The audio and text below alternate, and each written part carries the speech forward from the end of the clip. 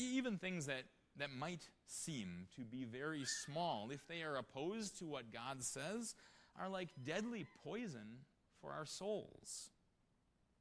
They come to you in sheep's clothing. Those teachers and their teachings don't seem so bad. They're friendly, even.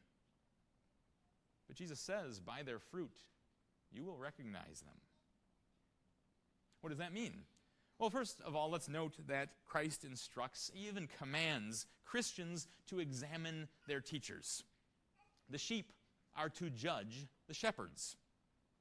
In the book of Acts, Luke describes the men of Berea as noble-minded, when they didn't simply accept Paul at his word, but they examined the scriptures every day to see if what he said was true.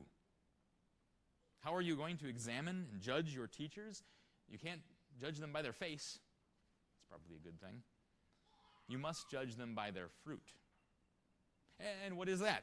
In other places in Scripture, fruit describes the good works that result from faith. And it's true that a Christian teacher should live in accordance with what he teaches. But that's not primarily what fruit refers to here. After all, the Pharisees filled their lives with many outward good works. They did everything they could to look holy, and yet these were some of the teachers that Jesus was warning the people about. Since Jesus is talking about false prophets, the fruit he is speaking of is their prophecy, their teaching, and its effects.